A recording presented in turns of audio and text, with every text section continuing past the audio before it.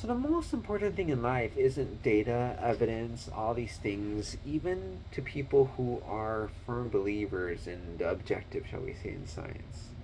The biggest influence in life is anecdote. Anecdote just means one example. But what I mean isn't anecdote specific. What I mean is stories. See, it's very interesting raising kids. My wife really doesn't like, our daughter sucking on her thumb or her any finger.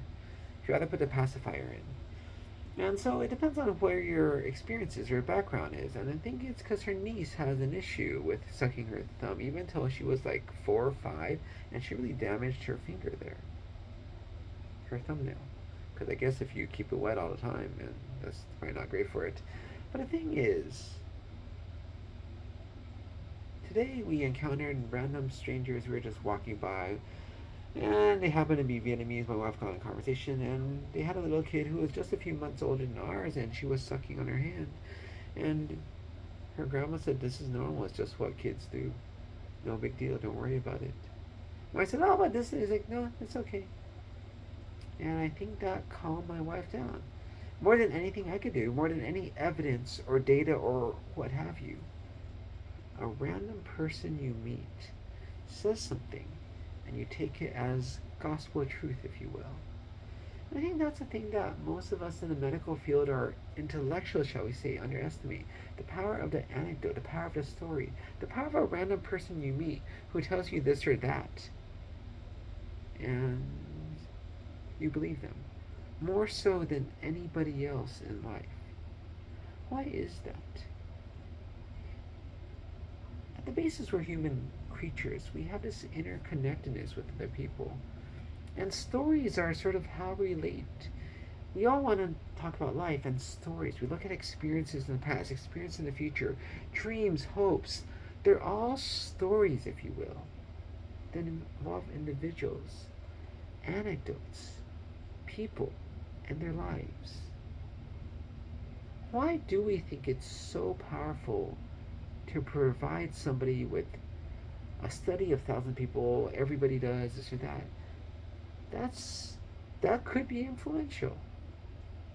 But when it comes to your own life and somebody telling you a story, when you know this person and you hear, oh, this is what you did and your kid turned out fine, that sounds good. I'll do the same to my kid.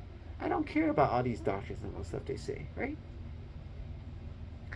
That's the thing about people and their interaction.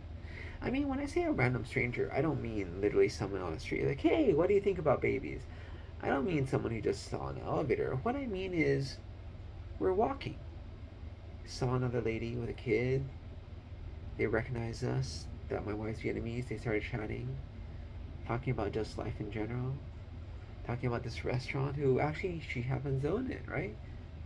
We were saying, I tell my wife, show her how beautiful this Vietnamese restaurant is, because Vietnamese restaurants aren't usually that beautiful.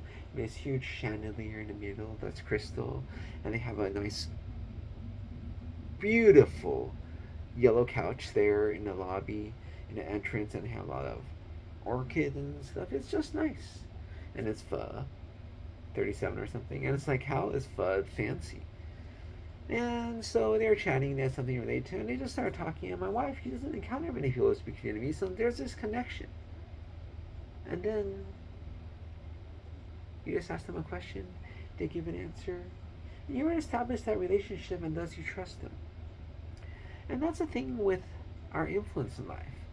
The prior talk, I talked about how I may have changed life, but you know, did I not? I'm not sure. But many times it's these little random interactions that really do change people's lives, right?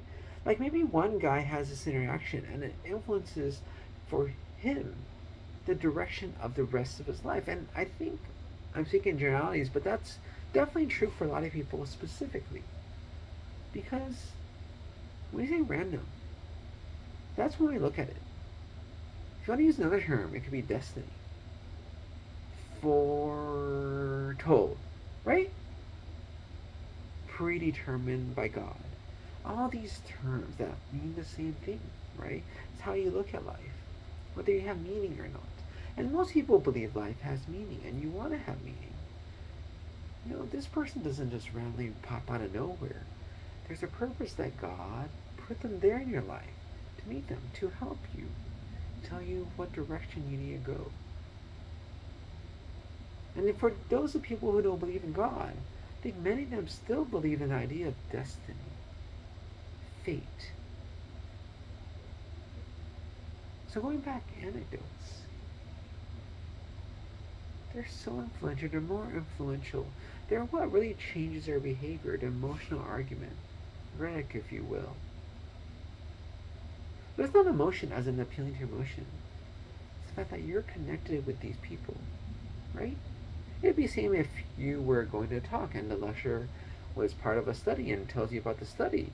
You just feel you believe in the study so much more. Connected. Relationships. That's what our life is based on. And that means that's what our beliefs are also based on.